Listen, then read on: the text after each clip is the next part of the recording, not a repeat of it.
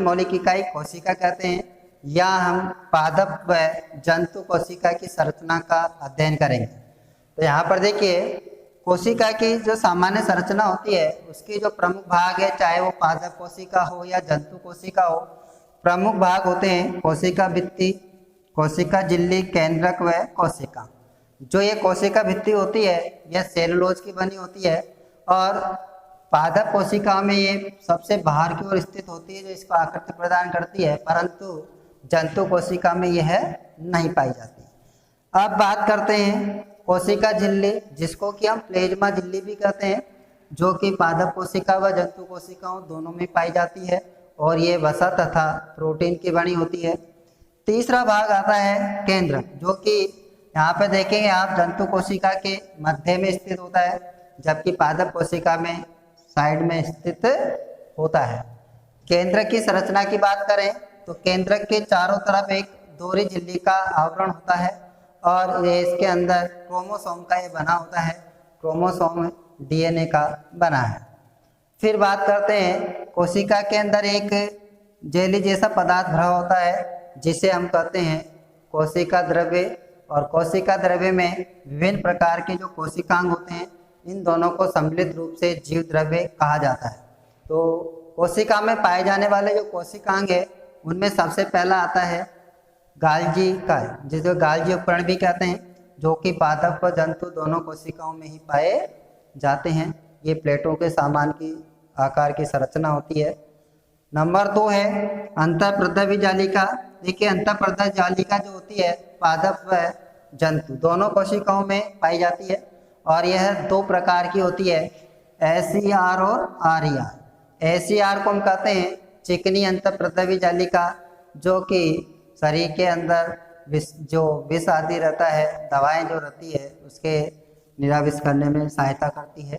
और RER, जिसको कि आप खुरदरी अंतःप्रद्रव्य जालिका कहते हैं, इस पर राइबोसोम कण होते हैं जो प्रोटीन संश्लेषण का कार्य करते हैं।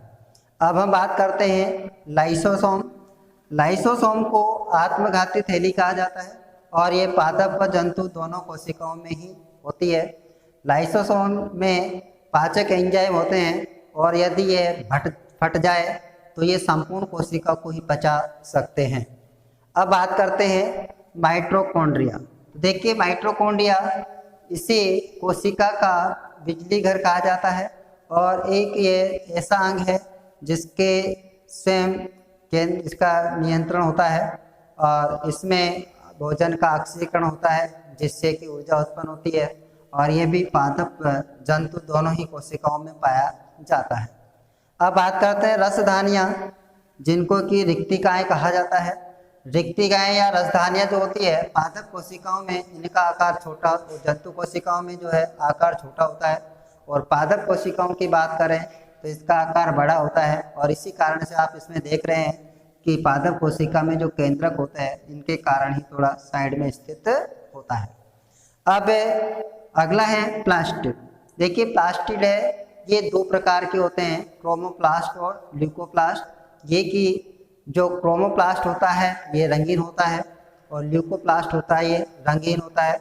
और जो प्लास्टिड जो है ये है पादप कोशिकाओं में ही उपस्थित होते हैं, जंतु कोशिकाओं में उपस्थित नहीं होते हैं। पार्ट 5 जीवन की मौलिक इकाई, और आज हम इसी के संदर्भ देखिए आता है इसका अगला बिंदु कोशिका विभाजन। तो कोशिका विभाजन क्या है? नई कोशिका बनने की जो प्रक्रिया होती है उसे हम कोशिका विभाजन कहते हैं, और कोशिका विभाजन हमारे शरीर की वृद्धि, युग्मक निर्माण आदि में उपयोगी होता है। कोशिका विभाजन की जो ये प्रक्रिया है ये 2 प्रकार की होती है। एक तो होती है सूत्री विभाजन, एक होता है अर्धसूत्री विभाजन।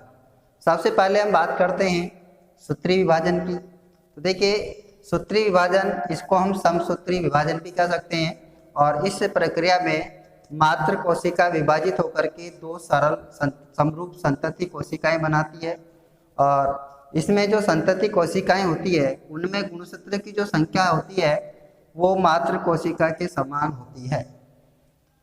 यह विभाजन जो है कायी कोशिकाओं में होता है। तो यहाँ पर देखिए, हम देखते हैं, मान लीजिए हमारी जो कायी कोशिकाएं होती है वो द्विगुणित होती है, और इस विभाजन के द्वारा जो बनने वाली पुत्री कोशिकाएं होती है, यानी हम जिनको संतति कोशिकाएं कहते हैं, तो उनमें गुणसूत्रों की संख्या द्विगुणित ही होती है।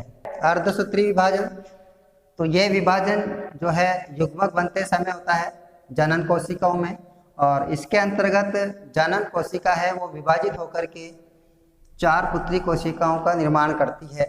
और इस प्रकार जो बनने वाली पुत्री कोशिकाएं होती है उनमें गुणसूत्रों की संख्या जो है वो आधी हो जाती है, अर्थात अगुणित होती है। तो यहाँ पर हम देखते हैं तो जनन कोशिकाएं, मान लीजिए मातृ कोशिका जो है वो होती है द्विगुणित, और अर्धसूत्री विभाजन होता है तो इस प्रकार से इसमें गुणसूत्रों की संख्या आधी रह जाती है। फिर द्वितीय अर्धसूत्री विभाजन होता है और इनकी पुनः समसूत्री विभाजन के द्वारा 4 पुत्री कोशिकाओं का निर्माण होता है।